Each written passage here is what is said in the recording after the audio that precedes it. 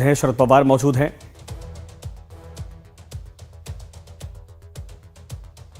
मराठी के नए शब्दों को सीखने की कोशिश मैंने निरंतर की है। साथियों, ये मराठी सम्मेलन एक ऐसे समय हो रहा है जब छत्रपति शिवाजी महाराज के राज्याभिषेक के 350 वर्ष पूरे हुए हैं।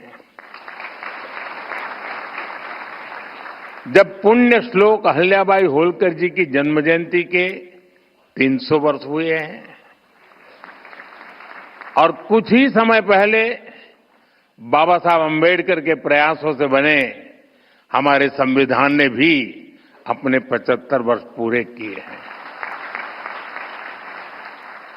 साथियों, आज हम इस बात पर भी गर्व करेंगे कि महाराष्ट्र की धरती पर मराठी भाषी एक महापुरुष ने 100 वर्ष पहले राष्ट्रीय स्वयंसेवक संघ का बीज बोया था। आज ये एक वटवृक्ष के रूप में अपना शताब्दी वर्ष मना रहा है। वेद से विवेकानंद तक भारत की महान परंपरा और संस्कृति को नई पीढ़ी तक पहुंचाने का एक संस्कार यज्ञ राष्ट्रीय स्वयंसेवक संघ पिछले 100 वर्ष से चला रहा है। मेरा सौभाग्य है कि मेरे जैसे लाखों लोगों को आरएसएस ने देश के लिए जीने की प्रेरणा दी है और संघ के ही कारण मुझे मराठी भाषा और मराठी परंपरा से जुड़ने का भी सौभाग्य प्राप्त हुआ। इसी कालखंड में कुछ महीने पहले मराठी भाषा को अभिजात भाषा का दर्जा दिया गया है।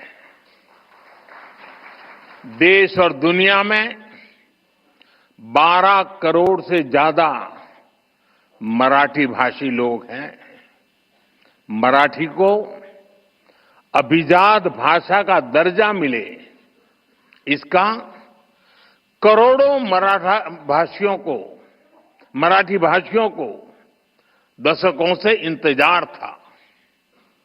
ये काम पूरा करने का अवसर मुझे मिला। मैं इसे अपने जीवन का बड़ा सौभाग्य मानता हूं।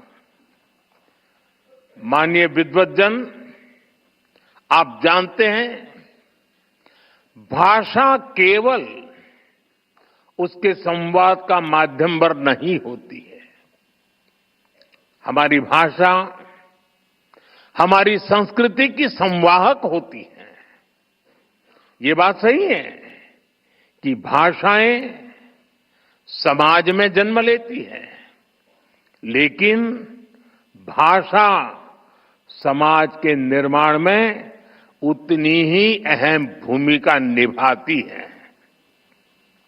हमारी मराठी ने महाराष्ट्र और राष्ट्र के कितने ही मनुष्यों के विचारों को अभिव्यक्ति देकर हमारा सांस्कृतिक निर्माण किया है।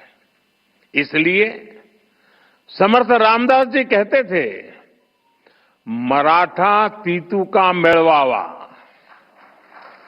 महाराष्ट्र धर्म वाढवावा, आहे तितके जतन करावे, पुढे आणीक मिळवावे, महाराष्ट्र राज्य करावे।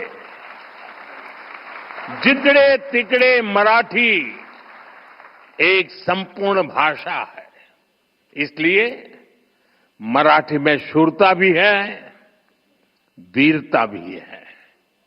मराठी में सौंदर्य भी है, संवेदना भी है, समानता भी है, समरसता भी है। इसमें आध्यात्म के स्वर भी है और आधुनिकता की लहर भी है। मराठी में भक्ति भी है, शक्ति भी है और युक्ति भी है। आप देखिए, जब भारत को आध्यात्मिक ऊर्जा की जरूरत हुई तो महाराष्ट्र के महान संतों ने ऋषियों के ज्ञान को मराठी भाषा में सुलभ कराया। संत ज्ञानेश्वर, संत तुकाराम, संत रामदास, संत नामदेव, संत तुकडोजी महाराज, गाडगे बाबा, गोरा कुमार और बहिणाबाई, महाराष्ट्र के कितने ही संतों ने